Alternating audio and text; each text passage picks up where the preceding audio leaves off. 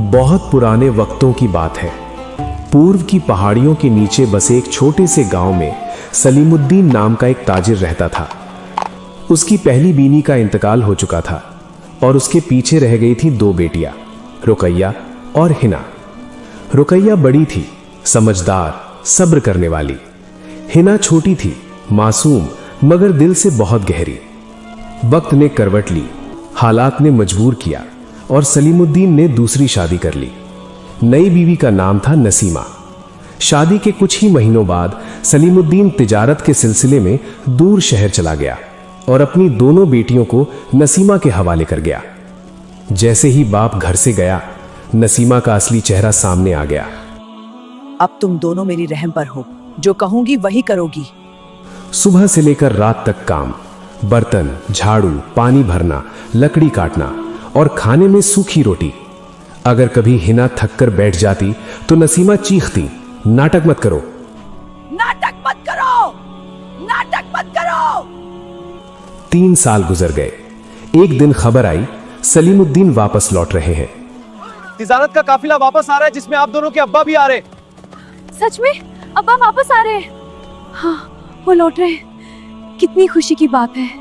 नसीमा ने दोनों को बुलाया। सुन लो, सुन लो, अगर तुमने अपने अब्बा से मेरी एक भी शिकायत की तो याद रखना, मैं तुम्हें इस घर में जिंदा नहीं रहने दूंगी। दोनों ने डरकर सिर झुका लिया। शाम ढली, दरवाजे पर घोड़े की टाप गूंजी। कैसी हो नसीमा? कैसी हो नसीमा? और मेरी बेटियां कहाँ हैं? आपकी बेटियां हुजूर बिगड़ चुकी हैं, चोरी करती हैं, जुबान चलाती हैं। सलीमुद्दीन का चेहरा सख्त हो गया। उसी वक्त रुकैया और हिना अंदर आईं। कहाँ थी तुम दोनों?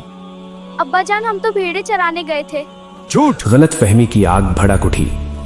अगली सुबह, चलो मैं तुम्हें तुम्हारी खाला के घर छोड़ाता हूँ। दोनों खुश हो गईं, मगर रास्ता अजनबी था। जंगल घना होता गया।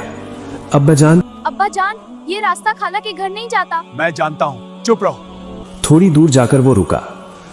तुम दोनों यहाँ बेर तोड़ो, मैं यहीं बैठा हूँ। दोनों आगे बढ़ गईं। इधर सलीमुद्दीन ने अपनी चादर एक झाड़ी पर टांगी और धीरे धीरे वापस लौट गया। जब दोनों लौटी तो वहां कोई नहीं था। हिना की आंखों में आंसू भर आए। आपा, अब्बा हमें छोड़ गए, रुकैया ने कांपती आवाज में कहा। अब रोने से क्या होगा? अब अल्लाह ही हमारा सहारा है। अल्लाह ही हमारा। चलते चलते उन्हें एक पुरानी झोपड़ी मिली। अंदर कोई नहीं था। उन्होंने वहीं रात गुजारी। दिन गुजरते गए। वे जंगल से फल लाती, बाजार में बेचती और उसी झोपड़ी में रहने लगी। साल बीत गए। दोनों जवान हो गईं। उनकी सादगी और खूबसूरती देखने लायक थी। उसी रियासत का बादशाह एक दिन शिकार के लिए जंगल आया। वजीर ने एक हिरन का शिकार किया। आग की तलाश में वो झोपड़ी तक पहुंचा। हिरन पकाते वक्त उसकी नजर रुकैया पर जा ठहरी। हिरन जल गया। वजीर घबरा गया।